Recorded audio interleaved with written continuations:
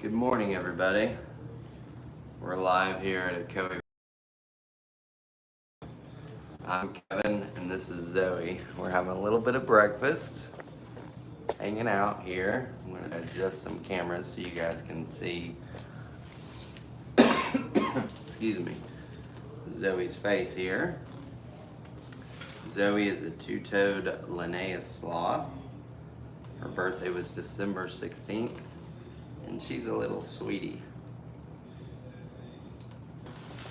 If you've ever wanted to come hang out with a bunch of awesome animals, you can do that here at Ocoee Riverside Farm. We have over 150 animals, including sloths, kangaroos, llamas, and alpacas. Sorry, Flash is already moving around up above me, so I'm gonna have to adjust the door and everything here for just a second. It's hilarious. Let's see if you guys can see it. There you go, Flash. What are you doing, bud?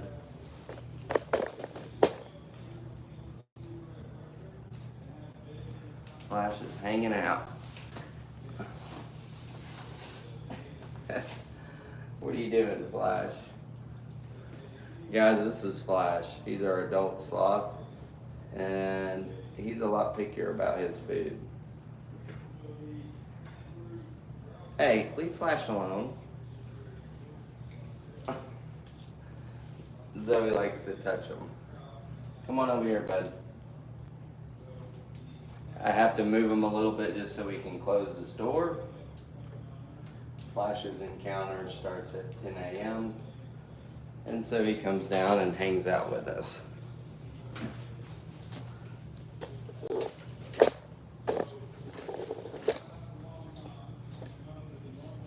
Watch out, bud. Boy.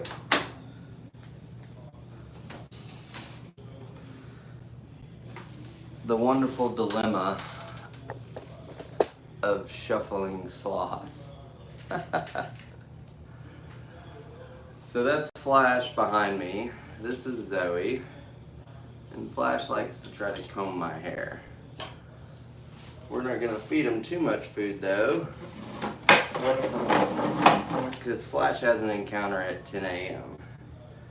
So if you guys want to see what it's like for a sloth encounter, check back at around 10, and that's when we'll be feeding Flash. But Flash always comes down between 9 to 10 o'clock in the morning and hangs out with us. And you can see he's hanging out. Aren't you, Flash? Guys, we are located in Benton, Tennessee, halfway between Chattanooga and Knoxville. Is everybody having an awesome Friday? I think a lot of schools are out after today. So you got the summertime to get out there and have some awesome adventures. Maybe you'll come check out Ocoee Riverside Farm. And we've just partnered with OAR. It's outdoor adventure rafting. So if you want to go rafting while you're up here also, you can check out our rafting partner, Outdoor Adventure Rafting, and they are awesome. And the farm is actually going rafting with them on Sunday, so it should be pretty awesome. We are located in Benton, Tennessee, halfway between Chattanooga and Knoxville. We have over 150 animals, and if you've ever wanted to hang out with sloths or feed a sloth or hold a sloth, you can do that here at Ocoee Riverside Farm. This is Zoe. She's having a little bit of breakfast. She likes to make a mess. Flash is combing my hair again for me. Thank you, Flash. Big help, bud. That's just my hair, bro. It's just my hair.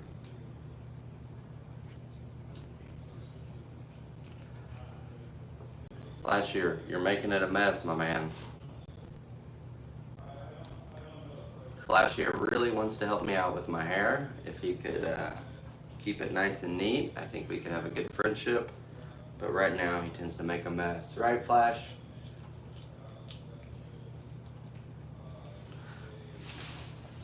Turn this so you guys can see her cute little face.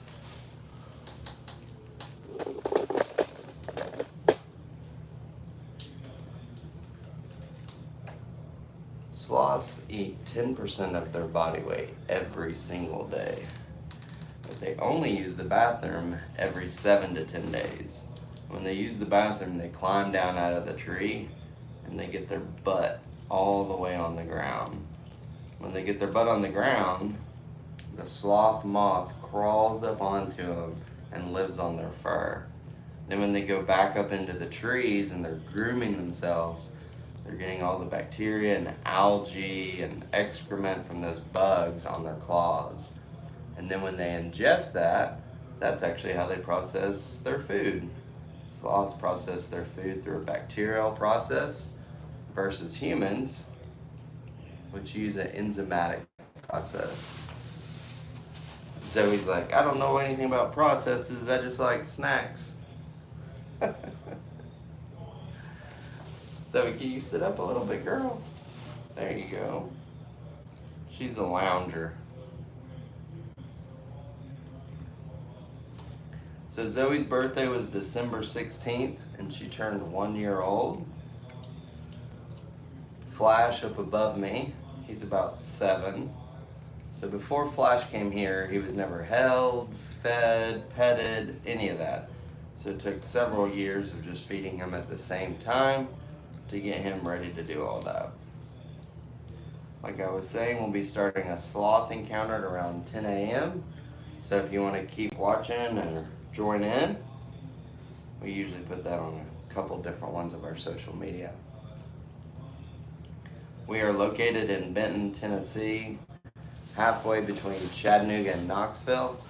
So if you want to come visit, come on. They are dangerous. Where are her claws? Her claws are right here. That's how she's holding on to me. Why are they so slow? To conserve energy and not attract the attention of predators. Let's see. You're in Spring Hill, Tennessee. Well, come visit. Hello in Spring Hill. Guys, we're located in Benton, Tennessee, halfway between Chattanooga and Knoxville. Where's everybody watching from this morning? So it's on purpose? It is on purpose, yep. Hey guys, this is Zoe. She's a 2-fingered or 2-toed Linnaeus sloth. She's just over a year old and she loves cuddles. So if you want to come cuddle a sloth, you can do that here. Texas, Kentucky, Connecticut, good morning. You're from Vegas, good morning in Vegas. Guys, so sloths need an environment of 75 to 80 degrees, and they also need a humidity of at least 50%. So there's a lot that we have to do every day. What you doing, Zoe? What'd you find there? Oh, she didn't like that. Do they know, like a dog, who their owner is? Well, they recognize voices and smells. They have horrible vision. Pennsylvania, good morning. Good morning in Atlanta. Her face is cute. Zoe, they said you have a cute face. Zoe's like, I know I got a cute face. Don't you, Zoe? Guys, so if you come and you want to come pet Zoe, this is what it's going to be like. Long, slow pets. We're not going to do the fast pets and we're not going to do the cat scratch. Just long and slow, and even preferably the back of your hand, especially when Flash is hanging up above. If you do that, the sloths will feel at home and they won't have the urge to kind of go hide. Because you want to hang out with them. You love sloths? Well, come visit. We have 3 sloths. We have Flash up above me. He's about 7. We have Zoe. He's almost a year and a half old.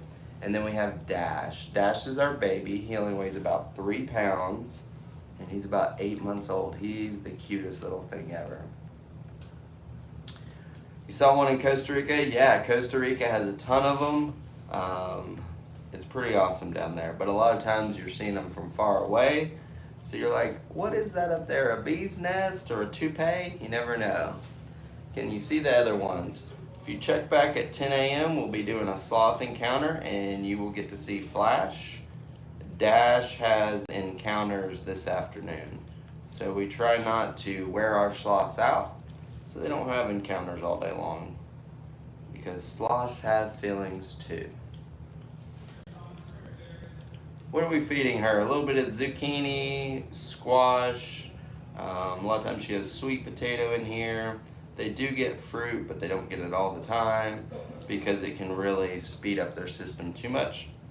It can speed up that bacterial growth because it has fructose in it, and it could actually kind of give them the runs. So we're trying to avoid that. Any monkeys? Never know. Check back in about a couple weeks on our social media. We might find a monkey. You never know. Here you go, Zozo. You want a little bit of that? Guys, this is Zoe. I'm Kevin, and we're live here at Echoey Riverside Farm. If you've ever wanted to come hang out with a bunch of awesome animals, you can do that here at Echoey Riverside Farm. We have over 150 animals, including sloths, kangaroos, camels, llamas, alpacas, Scottish Highland cows, baby kangaroos that you can feed, horses that you can ride, and we're getting ready to start offering llama hikes. Would you guys want to go on a hike with a llama, or go do some backcountry horseback riding with us, or some hikes out in the National Forest? We know where all the awesome spots are, and we are going to have hikes going to waterfalls, to amazing creeks, some historical significance. It's going to be pretty amazing.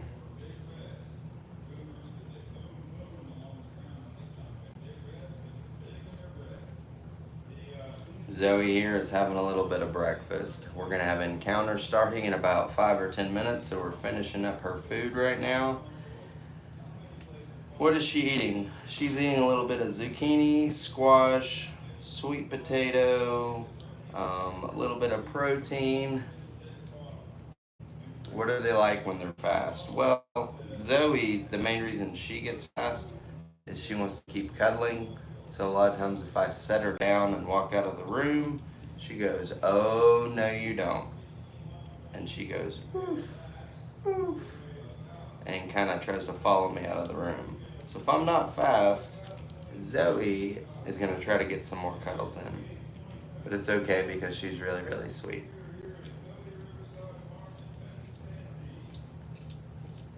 Get that last piece, Zoe. Alright, let's get these last pieces.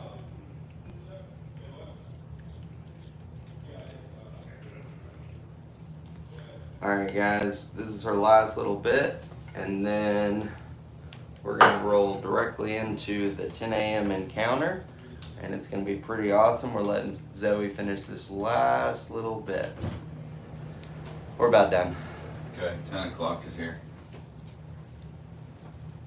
Guys, so if you keep watching, we're about to do the sloth encounter, and it's going to be amazing. We're going to put Zoe back in her room. We're going to stand these cameras up, and you guys are going to see what a sloth encounter is like with flash. So it's pretty fun to be able to see all of this stuff. If you want to come experience it in person, go to our website, EchoeyRiversideFarm.com, and you can book your own adventure here. We have lodging, we have the Echoey River, we have our awesome rafting partner, OAR, so you can do some rafting, and there's a lot to do.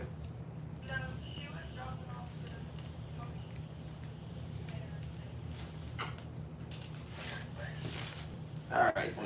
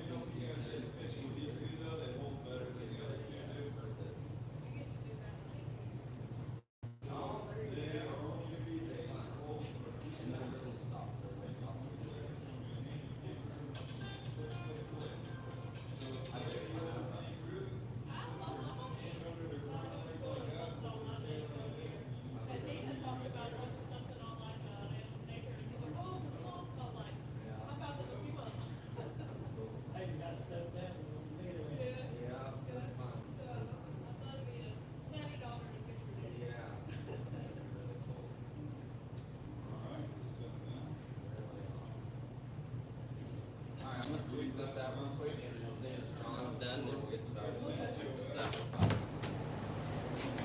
Yeah. Yeah, I think you should be able to get in and out of there. Let's see. Morning, Flash. Go for it. See if you can get in there.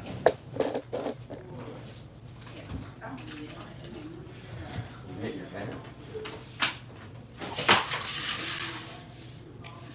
Sorry, Flash.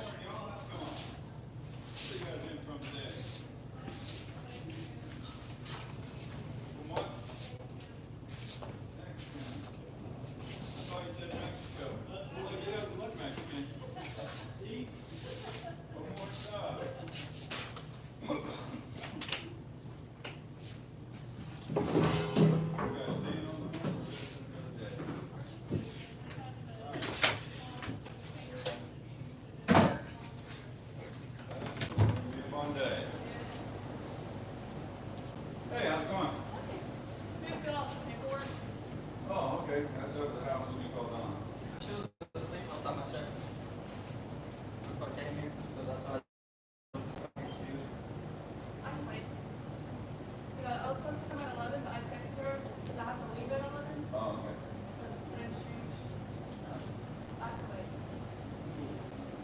And then she also said she's gonna send it to Home Depot. Hey, Addison is here. We want her paperwork. And she knows it's early. She's supposed to be somewhere else at 11. Do you want to have Vlad bring the paperwork down here for her to fill out, or do you want her to come to the house?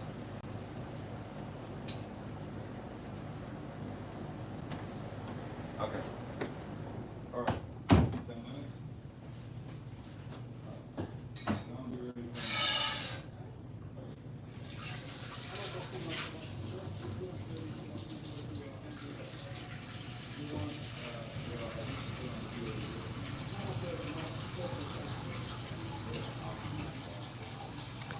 Hey guys, we'll be getting started with the encounter in just a minute. John's talking to the guests, and then you guys are gonna get to see what it's like for a sloth encounter.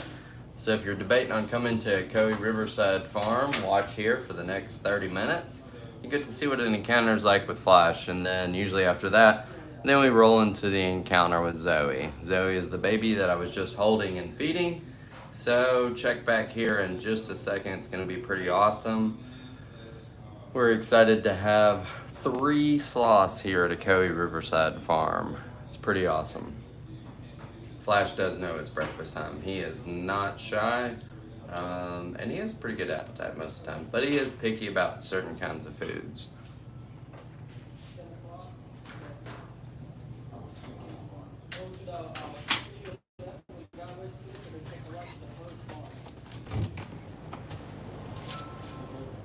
Hey guys, I'm Kevin. This is Flash. Come on out to Coe Riverside Farm and experience so many awesome animals.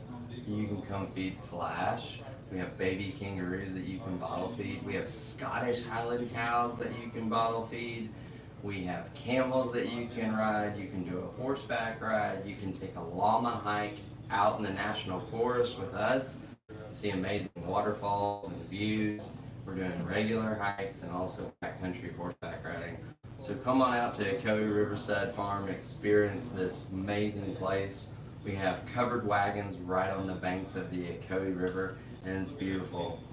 This is Flash. He's just one of our sloths. We have 3 sloths here. We ready? Mm-hmm. All right, guys, come on in. I'm gonna top off with these water and then get down there. All right.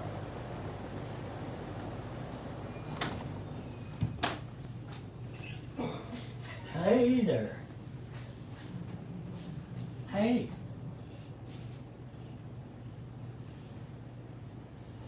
I thought John was coming in. Let me check. I was like, You want me to do this or are you coming in? I'll be there as soon as No, that's fine. Yeah. Alright, guys. So let's go over a couple little ground rules here. So first of all, Flash has horrible vision. So when we go to feed him, we want to make sure that once we put the food in his mouth that we let go of it because he's not being mean or anything. He just can't really see. Okay. So once we put the food in it, we'll let go. And when we want to pet him, try to use kind of like the back of your hand and do it like this. The reason we want to do that is if you do this, he doesn't like it and he's just going to pull away. So if people use the back of their hand, they can't mess up and do what everybody does with their cats. But we'll go through this thing of food right here. You guys can shuffle through that. And like I was saying, when you do go to put the food in his mouth, make sure that you let go. Just let him have it and go. Yeah, here, I'll show you what it looks like. A little demonstration, right? And sometimes he is picky. It's not you. Sometimes it takes him a little bit. What you think, Flash? He likes to smell it, and then that's it. So yeah, you get to feed him that whole bowl, and if it falls on the floor, that's okay. That's why we sweep all the time. But part of the reason they have such horrible vision is they have monorod chromacy, which means they only see in black and white. So they have a very narrow field of vision, and if you wanted to see how narrow it was, it's just like a scope. So if you put both hands up over your eyes like this, that's how narrow they see, and they only see in black and white. I'll let John continue. The only thing we went over, John, was petting with the back of the hand. Once you feed, let go, and monorod chromacy. rod monochromacy. There we go. So the sloth. This is Flash. Flash is a 2-fingered sloth. Alive in the world today, there's 2-fingered and 3-fingered sloths. Taxonomically, they are called 2-toed and 3-toed, but the 2-fingered, 3-fingered makes more sense because they all have 2 toes on the front feet. 3-toed have, they all have 3 toes on the back feet. 2-fingered have 2 on the front. 3-fingered have 3 on the front. So while you're feeding this guy, the basic rules of the game: this is food, this is not food, and he can't see the difference between the two.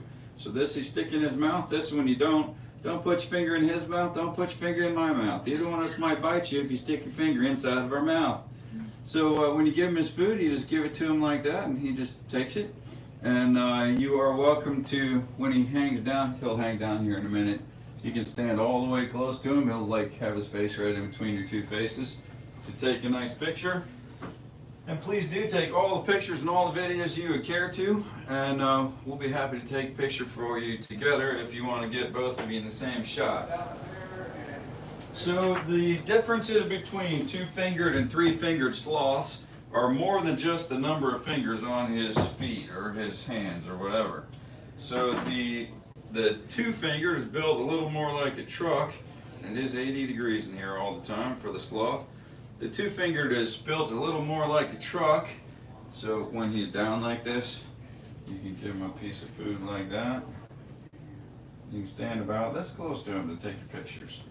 And he's perfectly friendly. He's not looking to bite you. Just don't stick your finger in his mouth.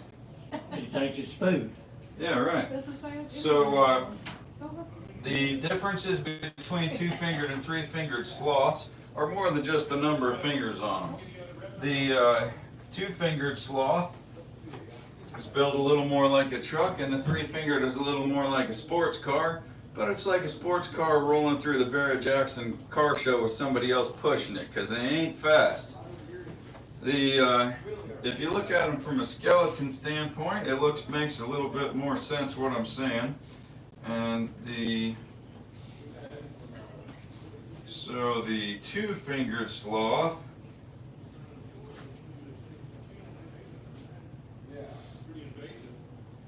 This is a 2-fingered sloth skeleton. You'll see that he has only 5 vertebrae in his cervical spine. He has no tail, and he has a whole bunch of ribs. His teeth are huge, his claws are huge. His arms are longer than his whole body. His legs are longer than his arms. Then a three-fingered sloth has 9 vertebrae in the cervical spine, so they have a much longer neck. They have a tail, so they have fewer between hips and shoulders. They have big long arms, but they have little short legs. So a three-fingered sloth will turn his head 270 around like an owl does. A two-fingered sloth will turn from the body. He can turn until if this is hips and this is shoulders. He can turn until the two are facing the direct opposite direction. If you were a scientist who dug up a skeleton of a sloth in the rainforest and didn't know what it was, you would almost certainly be coming up with a top of the food chain notion of this animal, with big huge teeth and the big huge claws and the long arms and the built like a truck. You would certainly be thinking he's like up there with the howler monkeys and gorillas and such. So this guy is a slow, peaceful animal that's going to live his whole life in the trees. He hangs up upside down a great deal of the time. He has a number of anatomical differences between himself and other animals who do not hang upside down all the time. For instance, those 46 ribs, 23 sets of ribs that we just saw a picture of, he has connective tissue that goes all between his ribs and all of his organs. So for us, our organs are all just sitting in our pelvis and upper bounded by our diaphragm. And if somebody put us on an inversion table and we sat there for an hour or two, we would run short of breath from back pressure on our diaphragm, and the blood would all rush to our head. He has circulatory system compensations that make his blood not rush to his head, and then he's got all this connective tissue. So no matter if he's hanging horizontally upside down like this, or vertically upside down like that, or whether he's hanging right side up in a tree like this, or laying on his side or his back or his belly, which we see him do all of these things for long periods of time, his organs will remain position and orientation exactly where they should be. People ask me how the sloth can swallow upside down. You can too. You don't very often have occasion to, but you can, because peristalsis is the muscle spasm that brings your food from the back of your throat down to your stomach. He has the same, but the design difference for him, if this is his stomach, he's got a one-way in the top of his stomach, so food goes in, but it can't go back out. So it's not like he's got acid reflux with liquid leaching back up out of his stomach when he's upside down. So everyone knows that sloths are slow. Sloths are famously slow, but sloths are slow in ways that you may not even think about a sloth being slow. You over beside it. Wait, what's the matter with it? Well, you did something.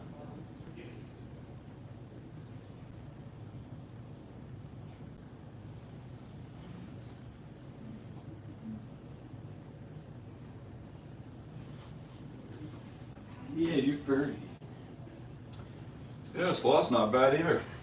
You're So the sloth, everyone knows that sloths are slow. But sloths are slow in ways that it likely hasn't occurred to you that it's even possible for a sloth to be slow. So the slowness of a sloth begins from their diet. In the wild, a sloth is eating about 90% leaf material. So his leaves give him very little nutrition, very little caloric value. So the sloth is working on an extremely limited energy budget. Let's see if I can get him to turn the way that I was telling you that a two-fingered sloth can move. He can rotate if he's interested. Watch how he can turn until his... What about that? If I had a banana here, he could rotate around like a pirouette. But he's like, is it zucchini? I don't know. So the sloth gets very little nutrition, very little calories from eating leaves all the time. So he's working on an extremely limited energy budget. Are you full? I don't know. But he smells, not sees, so it takes a little longer for him to detect the food in front of him. So extremely limited energy budget. So the sloth, as he is working with so few calories, he has to limit his output of energy. The sloth, in fact, cannot even maintain its body temperature. His core body temperature will closely follow whatever the outside air temperature is. So in the rainforest, Daytime high is in the upper 80s, nighttime low is in the high 60s, and his core body temperature can follow that range of temperatures every day. So his nighttime core body temperature can be 19 degrees Fahrenheit less than his daytime core body temperature. So that would mean that if my normal is 98.6, call it 99, and I was going to go down by 19 degrees, that would be my core body temperature dropping to 80 Fahrenheit. So obviously we don't even have thermometers that can measure that because we can't get that cold. The sloth, though, gets that way every night, and he warms back up every day, and that's a benefit to him because a snake hunts by smell and by temperature gradient. Yeah. The sloth has no smell. He has no sweat glands, scent glands, musk glands, none of it. So the sloth has no smell. Since he has no smell and he has no temperature, a snake cannot find a sloth. If a snake happened upon a sloth, it would be pure coincidence. The sloth, also, because its energy budget is so low, can only make milk for its babies for about 3 to 6 weeks by the longest estimates. There are other estimates that say as short as 2 weeks, but 3 to 6 weeks is the standard answer on that. Most mammals produce, store, then deliver milk for their babies. The sloth has no store. As the baby nurses, the sloth produces the milk drop by drop as the baby eats it. It has no storage for milk. It doesn't have the energy budget to produce something that isn't immediately needed. The sloths, because they're eating all leaves, and leaves are very little nutrition, they eat a tremendous amount of them. So what he's eating here this morning is about 7 or 8 ounces of veggies if he feels like it. And what he eats throughout the day is about 1 pound of leaf material. The sloth is going to eat altogether about 10% of his body mass every single day. So in the wild, that means that a 15-pound sloth is eating 1.5 pounds of leaves every day. When he's in the tops of the trees, he's safe from predators, not only from snakes, but also from cats. So the sloth hangs on the bottom of the branch like that, and his eyes, the rod monochromacy, they're well designed to see motion. So they don't see objects well. He can't see the difference between me and either one of you, but he sees motion very, very well. So if you've seen a movie with the SEALs or the Army guys or whatever running around with the night vision goggles on, and it shows you their point of view, you know, you see a bunch of blobs moving around on the screen. That's the way that he sees. So he sees motion well, objects poorly. So when he detects motion, his nature is end of the branch, get out to the end of the branch, and then when he gets to the end, it's boing on down, he's hanging from it, and the cat is trying to come along the top of the tree like this, trying to get to him. I mean, obviously that's not going to work, right? But if the cat is hungry enough to press the issue hard enough that that branch should break and the whole mess fall 100 feet to the floor of the rainforest, the sloth will almost certainly survive a 100-foot drop, and the cat will almost certainly not. And the sloth will look over at the cat and he'll say, ha, ha, Very slowly. and back up the tree he will go. And the cat will not be returning to the canopy of the rainforest. What's their life expectancy? In the wild, it's theoretical. No one has ever observed one from birth to geriatrics, but they think around 20 years. Slothconservancy.net and slothconservation.org both say that a sloth that is taken from the rainforest has an average life expectancy of 1 to 2 months. Our sloths here are captive bred many generations. They are further removed from the rainforest than I am from the American Revolution. And so these guys that are captive bred and appropriately handled, which is a really big deal for us, are going to live 50 years. The Smithsonian had one that was 49. There are 2 in Germany that are over 50. And there's one in China that's reported to be upwards of 75, but it's China, who knows. But both breeders that I deal with have female sloths that are over 35 years old and still reproducing. So if it is true of sloths, the way it is of other large mammals, and no one can say yet, the jury's out, But if it is true that they don't reproduce in the last half to third of their life for a female, they can still live a long time yet. So anyway, the sloth though, the one thing that can get to it in the top of the tree is an eagle. The eagle's not relying on temperature, it's not relying on smell, it's not relying on the branch to support it to get to the sloth, it's just straight up see it, go at it.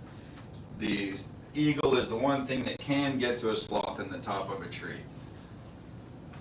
Even though the sloth is safe at the top of the tree, yet it comes all the way down the tree, same side of the tree, to go to the bathroom in the exact same place that he always goes. The reason that the sloth does that was the matter of some amount of study. And scientists sometimes have some pretty stupid ideas on the way to some better ideas, or not. And so the first stupid idea on why a sloth comes down the tree to go to the bathroom is he's a neat animal. Obviously, he's not going to risk his life to go poop. He's not the Adrian Monk of the rainforest, right? So that one is out. Then the next idea was that he's fertilizing his own tree via his waste. And again, that's another stupid idea, because if he let it rip from anywhere in the canopy of the tree, it's going to land above the root system of the tree, so there's no net effect there. So the actual reason why a sloth comes all the way down the tree, same side of the tree, is the sloth-moth symbiotic relationship. In the wild, sloths need moths and moths need sloths. There is a type of type of moth in the world called a sloth moth that lives nowhere on earth except in the fur and in the waste pile of a sloth. When the sloth comes down the tree, he comes all the way down, he gets his hiney right to the floor. So that's why there's only shavings in there in one spot, as that's the only place he's ever going to go to the bathroom. He gets his hiney right to the floor, that's the three-banded armadillo, and lets it rip. He is going to eliminate 1/3 of his total body mass when he goes to the bathroom. He's going to do that in about 2 or 3 minutes. So putting that to human perspective, I weigh about 180 pounds. So that's me eating 18 pounds of food every single day.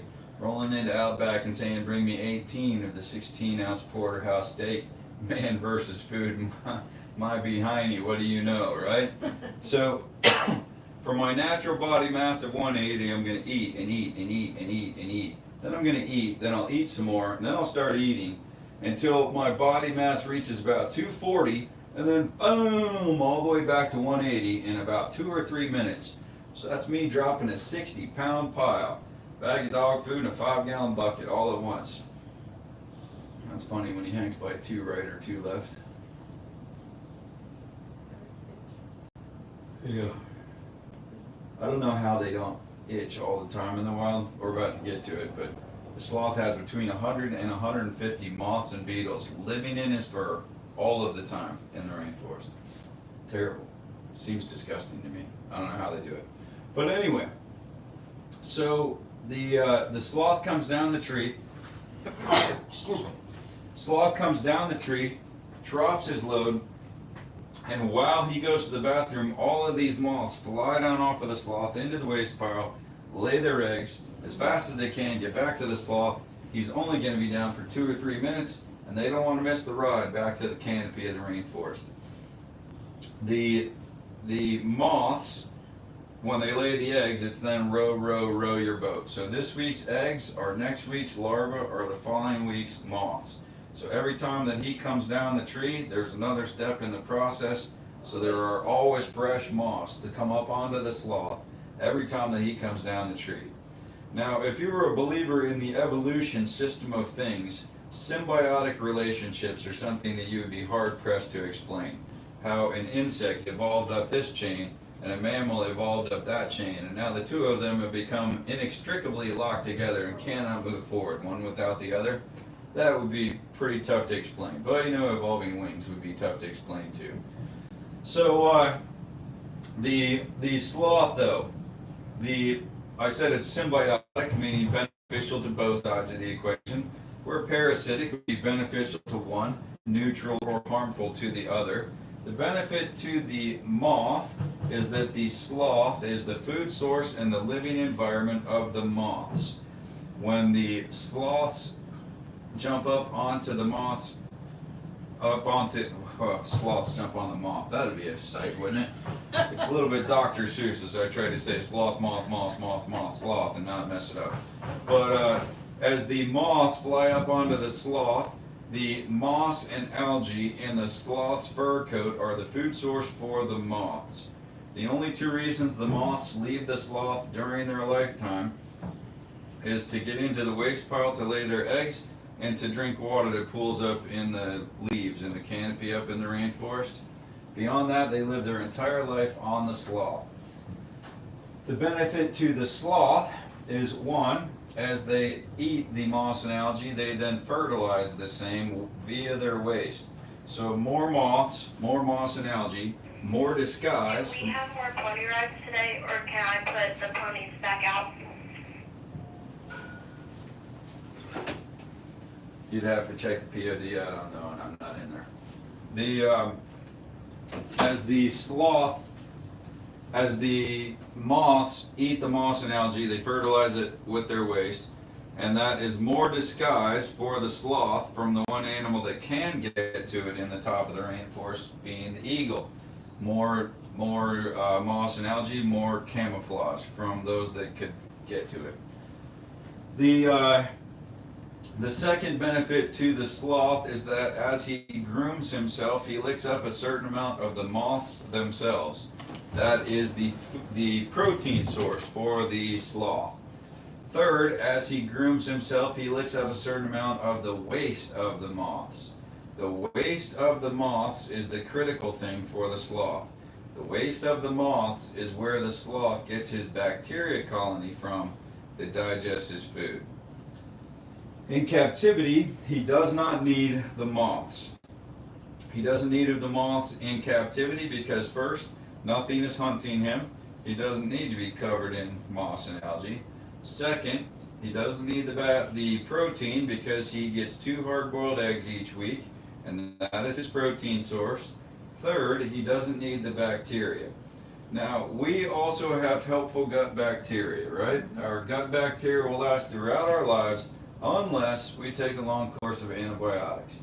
If we take antibiotics, we need Greek yogurt or we need probiotics to fix our gut health back up. Now in the rainforest, he doesn't know where Publix is and he's never heard of GNC, so he's not getting any probiotics or any Greek yogurt. So the source of his replacement gut bacteria is the moths. In captivity, the reason he doesn't need it is in the same way that our gut bacteria will last throughout our lives unless we take a lot of antibiotics. His gut bacteria will last throughout his life unless he gets cold. If the sloth gets cold, or if he severely screwed up his diet, if the sloth gets cold, he needs to replace his gut bacteria. In the wild, without the moths, he would not survive. Proven fact. If a sloth's moth colony fails to thrive, the sloth will die of starvation. Not for lack of food, but for lack of ability to digest that food. So in captivity though, we have solutions for all 3 of those things. Is it our next thing yet? It is. She's sanitizing her hands and using the restroom. Alright. Do you guys have part 2 to this? Did you We do did the the encounter or the VIP? We did the encounter? VIP. Alright, great. So you're gonna do Zoe next? Yeah. And I will do Flash again. Okay. Alright, so you guys are getting ready to go and see Zoe. Zoe is a 100% loves to be with people animal, but she likes to be petted a very specific way. She likes to be petted slow like a sloth down the backside. She is likely at some point to lay upside down in your lap like this, and this is not a cue, I want you to scratch my belly. She hates it. If you touch her belly side, she'll be, don't touch my belly. So just remember, slow down the backside like a sloth. That is the only way she likes to be petted. She doesn't like to be petted this way, doesn't like to be scratched, just slow like a sloth. But she loves to cuddle around her neck. As she cuddles around her neck, remember that clamp down, I didn't say that this time. Clamp down is the relaxed state for a sloth. because their tendons are super tight in their hand and their forearms. That's why they can hang in a branch forever, is because clamped down, that's completely relaxed. If his life ended hanging in the tree, he wouldn't fall. It's that natural, clamped down. So if she clamps down on your neck, all you got, or on your shoulder, all you got to do is tap, tap. Remember, don't pinch me, sweetheart, and she'll loosen right up. It's just tap, tap, and she'll just loosen right up. Here you go. Hey, there's a whole cooler full of Diet Coke on the front porch. What are you trying to say, John? I'm trying to say I wouldn't drink it. I brought one down here yesterday too, but you I were saw already that. gone. No, there was a cold one in there. I was like, who brought Yeah, this it's in the other down? fridge. Come on in, guys. I already got it. Thank you. I'm sorry. Hate to contribute.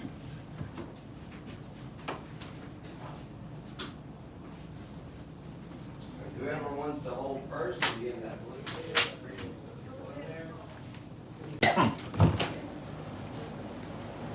Good morning.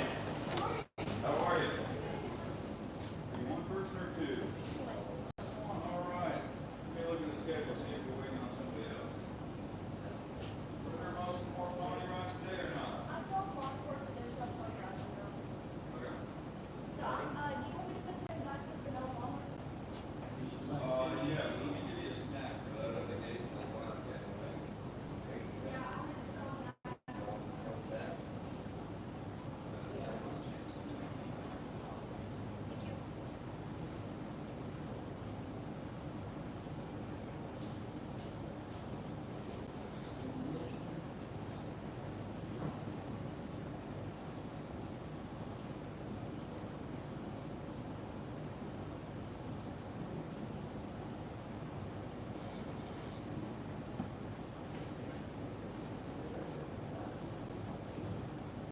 All right, come on in. All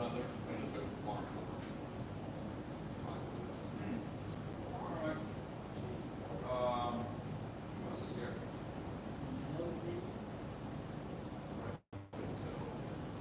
Okay. Come on in.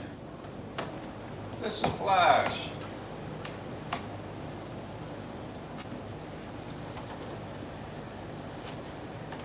You step out and speak to Michael just for a quick second.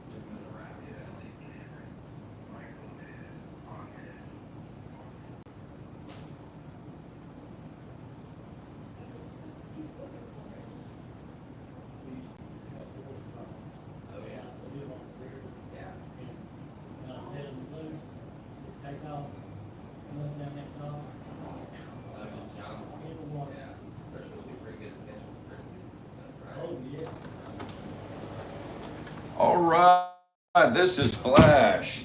Flash is a two-fingered sloth.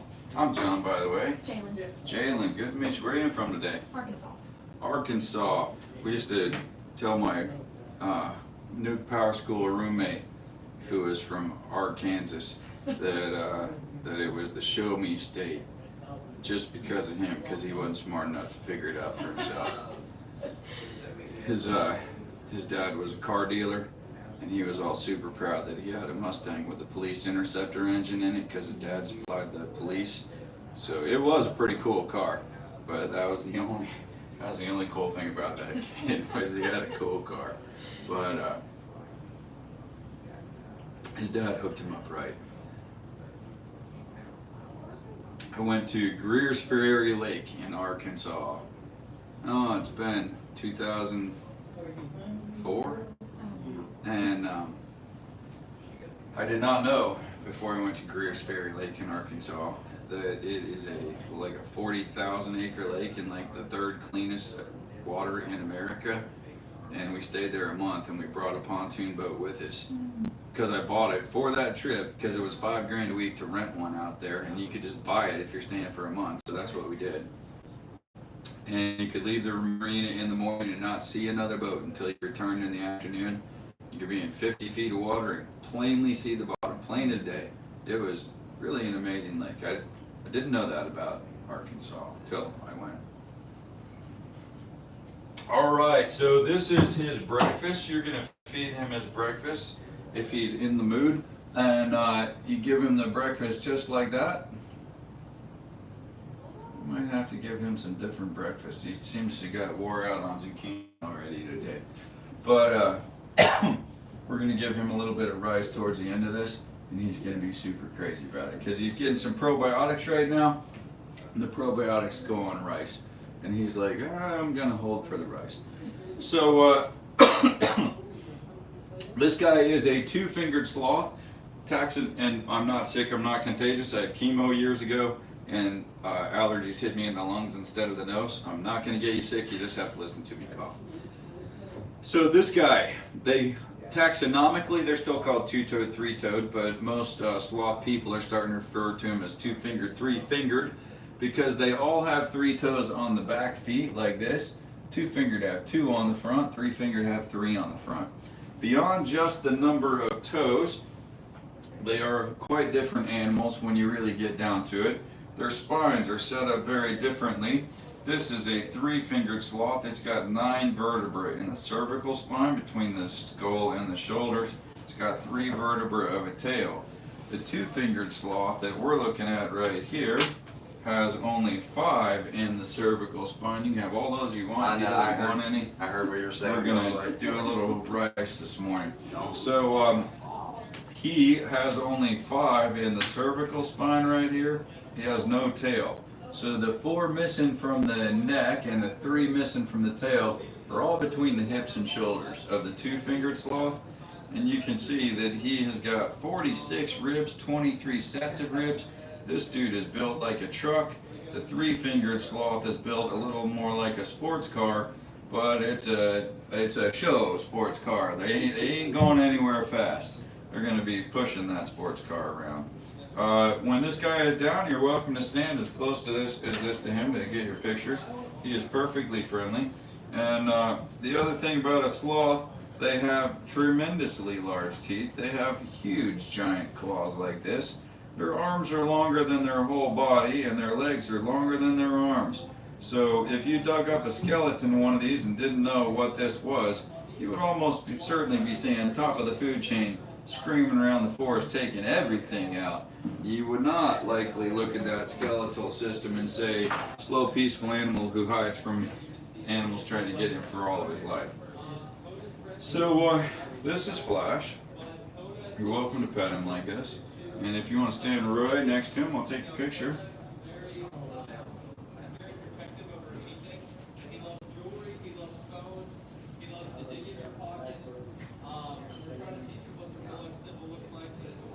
There you go. So, sloths are slow. Everyone knows that sloths are slow. But sloths are slow in ways that it may not have occurred to you it would even be possible for a sloth to be slow. So they're slow not only in their movement, they're slow in their digestion, metabolism, metabolic processes. They are slow in every single way that an animal can be slow. So it begins from their diet. In the rainforest, their diet is about 90% leaf material. Here it's about 75% leaf material. Leaves are very little in nutritional value, very low in caloric content. So he is working on an extremely limited energy budget.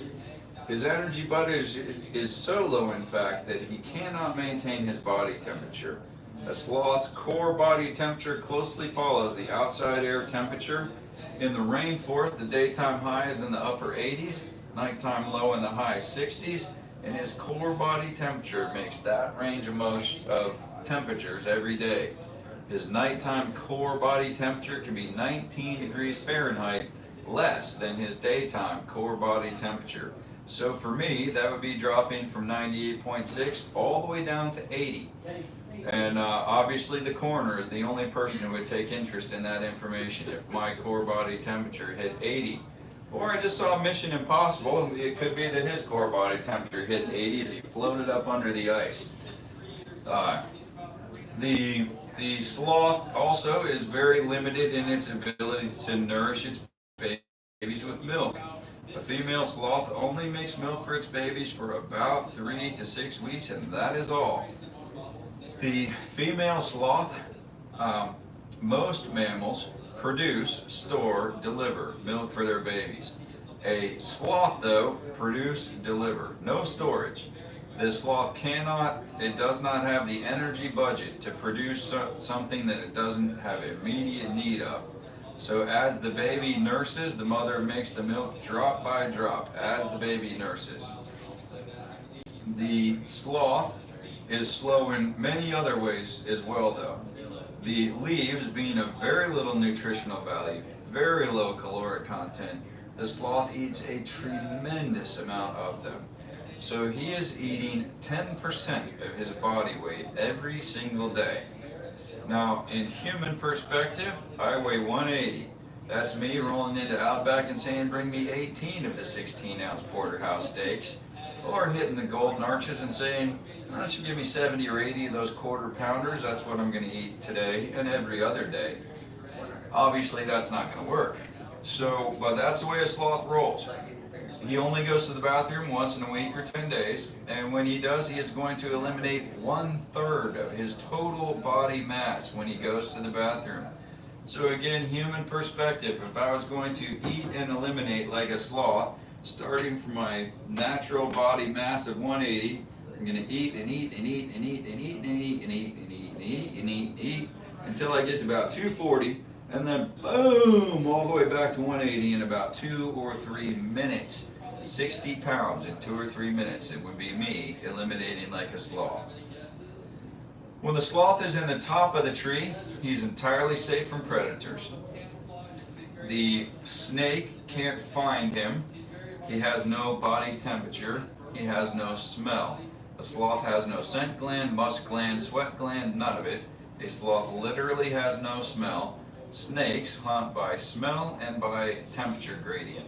He has neither of those, so if a snake finds a sloth, it's pure dumb luck. The cat can't get to the sloth. The sloth's eyes have a structure called rod monochromacy. And you're welcome to be petting this guy. He's perfectly friendly. He just isn't in the mood for some zucchini right now. He's softer than he looks like he would be. And you're welcome to pet him like that. He just isn't in the mood for zucchini. But the sloth, what did I just say? Eats a lot, poops a lot. Eyes, rod monochromacy. So his eyes have a structure where he has all rod cells, no cone cells. So his eyes detect motion well. They detect objects poorly. He can't see the difference between me and you. He literally cannot. If you've seen a movie where they have the night vision goggles on and they're giving you their point of view, and you see just the blobs, the moving blobs out there, that's what he sees. So he sees motion very well, day and night. And when he sees motion, he's into the branch, get to the end of the branch, and once he's out there, he only weighs 15 pounds, but still he's going to, the branch is going to hang down with him on it. The cat is coming along the top of the tree to try to get to the sloth, and that's not going to work. The sloth only weighs 15 pounds, so he can get much further out the branch than a cat can. But if the cat presses the issue to the point that the branch goes 100 feet to the floor of the rainforest, it's built like a truck. Sloth is almost certain to survive, and the cat is almost certain to not. And the sloth is going to look over the cat and he's going to say, ha. Ha. And back up the tree he goes. Sorry, Flash. The one animal that can get to it in the top of the rainforest is an eagle. Not reliant on smell, not reliant on temperature, not reliant on the branch to support it, so an eagle can get to a sloth. So it's kind of unusual that even though the sloth is safe in the top of the tree, yet he comes all the way down the tree, same side of the tree, every single time, to go to the bathroom in the exact same place that he always goes. So the reason that the sloth risks his life to come all the way down the tree to go to the bathroom is the sloth-moth symbiotic relationship. So in the wild, not here, praise the Lord, in the wild, a sloth needs moths and moths need sloths. There is a type of sloth in the world, type of moth in the world called a sloth moth that lives nowhere on earth except in the fur and in the waste pile of a sloth. The moth and the sloth both benefit, symbiotic, not parasitic, which would be beneficial to one, neutral or harmful to the other. The benefit to the moth is that the sloth is the food source and the living environment of the moth. The moths are feeding on the moss and algae that grow all in the sloth's fur, and they are then fertilizing that moths and algae via their waste. When the sloth comes down the tree, the moths all fly down off the sloth, and there can be 100 to 150 moths living in this sloth's fur all of the time. So as the sloth is coming down the tree, the moths all fly down into the waste pile, lay their eggs, and get back to the sloth as fast as they can, because he's only going to be down for 2 or 3 minutes and they don't want to miss the 100-foot elevator ride back to the canopy. The only other reason they leave the moth is to drink water that pools up in the leaves up at the canopy of the rainforest. But let's get you some rice. You look like you do something, right? His feet right here, that feels just like monkey's feet do. Get him a little snacky snack going right here.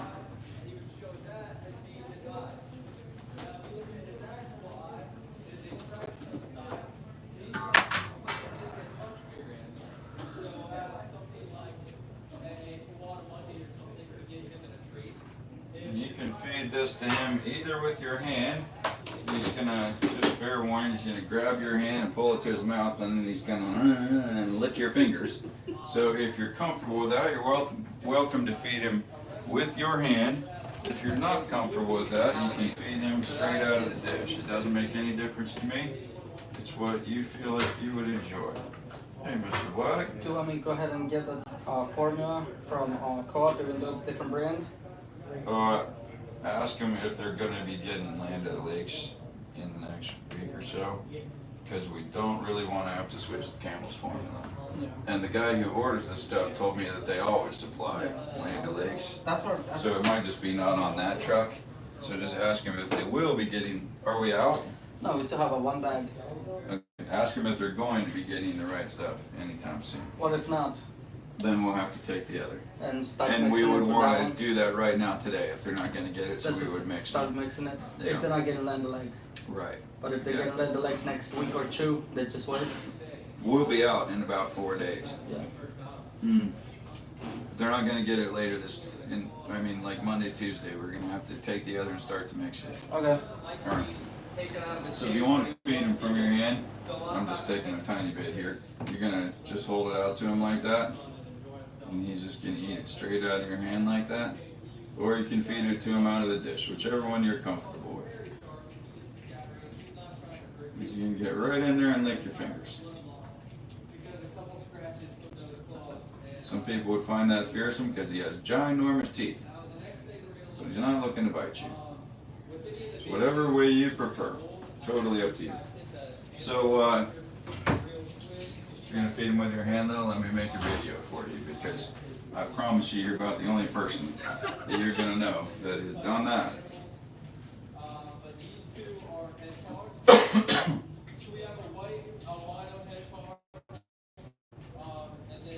So the reason he's having a little bit of rice there this morning is he's having some probiotics, and you gotta give it a vehicle for him to eat it, and he really, really likes it on the rice, and that probiotic tastes and smells about like soy sauce, to be honest. It's like, oh, there's on the line. So as he's upside down right in front of your face there, you'll see that his hair coat parts on his belly, comes back together on his back, opposite of what most mammals are, and that's because he's normally upside down, and that's the way the rain sheds off of him, is from belly to back instead of from back to belly. Now, some people ask me, do the hedgehogs shoot their spikes or their quills like porcupines?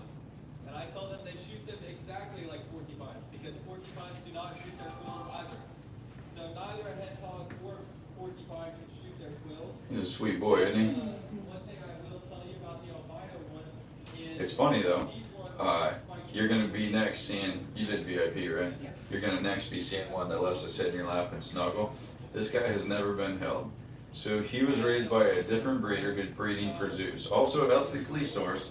He is many generations removed from the rainforest. There is no animal here that was taken from the rainforest within several generations. But he was bred to be in a zoo, in a static display. So when he came here, he was not at all oriented to people. So his encounter was roughly 2 years in the making. And you can make an animal eat from your hand, just don't feed it any other way. But I feel like that would make an adversarial relationship, not a trust-based relationship. So his learning to eat from my hand, his dishes are on the other side of that black thing right there. It was just take his own food out of his dish, offer it to him for maybe an hour, and if he doesn't eat it, back in the dish. He's gonna get it either way. So it took about a year until he would consistently bypass the bowl because he preferred to eat from my hand. And it took another number of months until he would consistently eat from a stranger's hand. But even today, and I am his person, I've been with him for, I think in 4 years, I've missed 20 days of spending an hour a day with him. And I have never held that sloth because he's never made any move to move on to my body, and it is his choice. I would like it to be eventually dead, and mainly the reason for that is then he could go out on walks the way that the other ones do. When the sun starts to set, we take the other ones out on walks before it gets cold, but when the sun's not so bright in their eyes. And he doesn't get to go out on the walks because he doesn't want to be held. Stand just a little closer to him. You know how to take a picture out of your video later, right? Yeah, okay. So I'm just leaving it on video here. You can use this for a photo later. I'm just going to move the angle all around here so that you can snap whichever picture you like the best out of the video later. Alright, there you go. So here, the sloth does not require the moths for a number of reasons. First, he has no benefit from the camouflage. Nothing here is hunting him, so he doesn't need the moss and algae. Second, as the sloth grooms himself, he licks up a certain amount of the moths themselves. That's where he gets his protein from in the rainforest. Here, he gets that from hard-boiled eggs. Third, as the sloth grooms himself in the rainforest, he licks up a certain amount of the waste of the moths.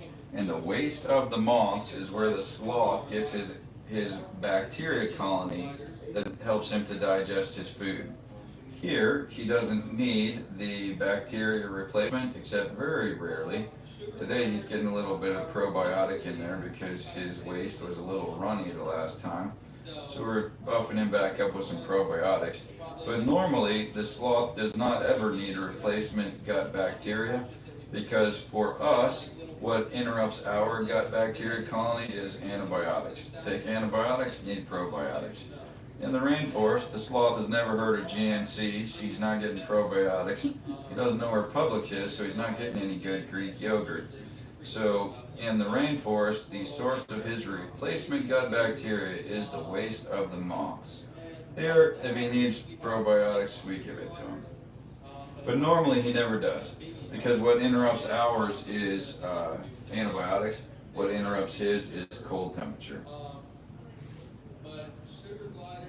And we never let a sloth get cold.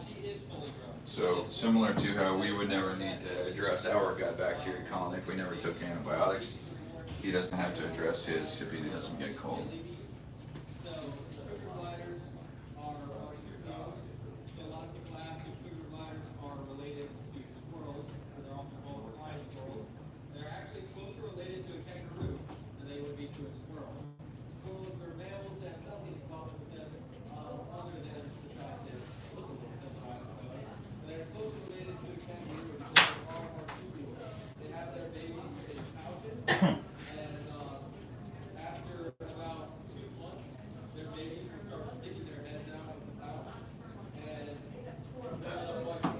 My son out there doing the sloth tour, the farm arm to his like listening to me. So they stick that out, little toys through the back, kind of like peeking through curtains. But yeah, if you guys want to pet her, you're free to. She's very soft. You can just pet her down the back. What questions did you have about the sloth? I So- feel like you answered a lot. I felt See like how I he's hanging there, right? Yeah. He's been hanging there for an hour. And if you were going to try to hang there for an hour, you got a significant challenge coming. It isn't going to happen, to be frank. And the reason for that is for us, this is our stress or exertion state. Hanging on like this is our exertion state. This is our relaxed state. He's the opposite. His tendons are really tight through his hand and through his forearm. So this is his relaxed state because the tendons are pulling his claws down like that. And this is his exertion state, you know, fighting against the tendons. So if his life ended hanging in the tree, he wouldn't fall. He is exerting no energy at all to hang in that tree. And that's a pretty good design change for him to be upside down. He also, when he's upside down, if we were on an inversion table for a long time, we would run short of breath from back pressure on our diaphragm and our head blood would rush to our head. He's not that way. So with all of those ribs, he's got connective tissue running all back and forth between all of his organs and his ribs. So whether he's vertically upside down or horizontally upside down, whether he's right side up or laying on his back, on his belly, or on his side, his organs are going to remain in the same position and orientation that they need to be in. So his position has no effect on the position or orientation of his organs. For us, if we stood on our head for long enough, we would have fluids leach back up out of our stomach. He does not. He has a one-way in the top of his stomach, so his food goes in like that, but it can't come back out. So, you know, it would, if we were hanging on our head for a long, long time, it would be like we had acid reflux, that, you know, stomach fluids were coming back up into our esophagus. He is not that way. He does have ears. They're right there under his fur. His ears, proportional to his head, are just as big as our ears are proportional to our head. His ears are right there. And because his sense of vision is very, very poor, his sense of hearing and smell are absolutely on point. So if you want to wash your hands in that sink right there, there's paper towels just above it. There's hand soap right there too. So he is occupying a position in the rain. Yeah, he's occupying a position in the rainforest that he's eating the leaves, the leftover food that nothing else wants.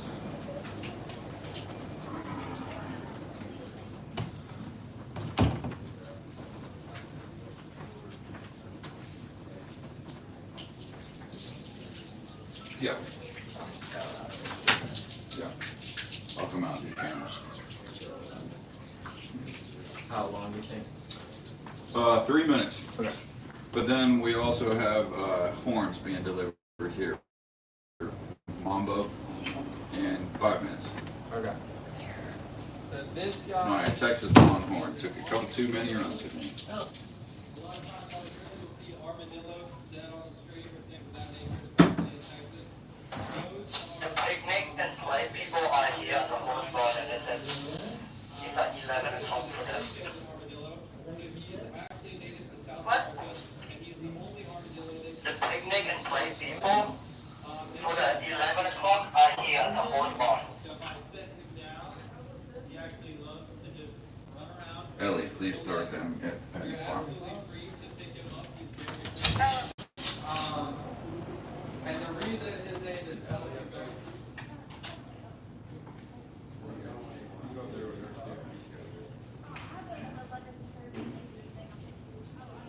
What thing? Oh yeah. Okay. So yeah, 15 minutes. So when I was little, I was obsessed with these little toys that are called Bakugan. Oh, I had okay. the whole All right. suitcase carrier, and I carried them around everywhere with me.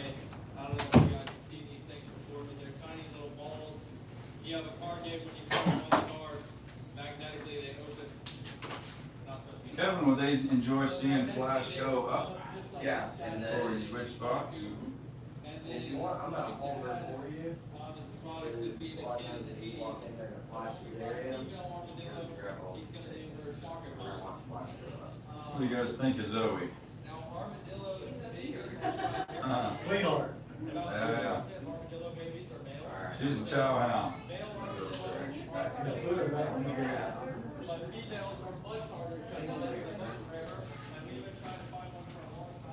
It's interesting to watch him go up, so we're gonna let them come out with you and see the way he goes back into his environment.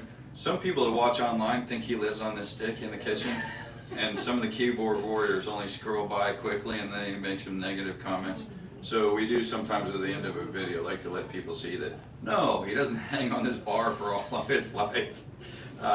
He actually has a very nice enclosure, and he's got an inside and he's got an outside. He's living pretty large. Let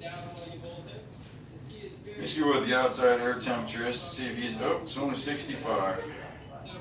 So he's gonna have to wait a little while to go outside. He's not allowed to go outside unless it's above 70. So as I said, the cold temperature is what interrupts his gut bacteria. And She fast when she wants to be. Yeah.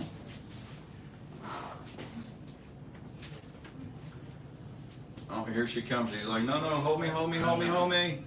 Hold me.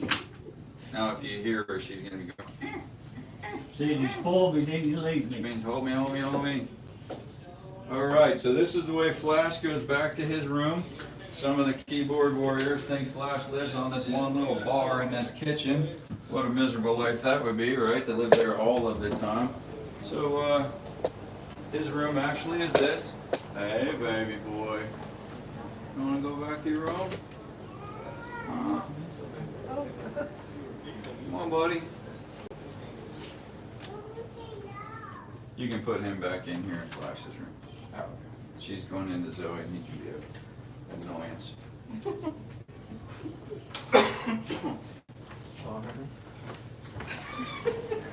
This guy is a Brazilian three-banded armadillo. That's the only kind that closes up to where head and tail come together to make a complete sphere. And he's an insectivore and he likes to dig into your shoes and see if you got any bugs in your shoes. So when he gets going here, you're going to see that he is a good bit quicker than I thought a sloth would be. And watch the way he's going to do significantly more than the splits walking through the door right here. Good baby boy. And you guys can follow him straight into the room so you can get closer. Welcome to take pictures or videos. There's your camera back.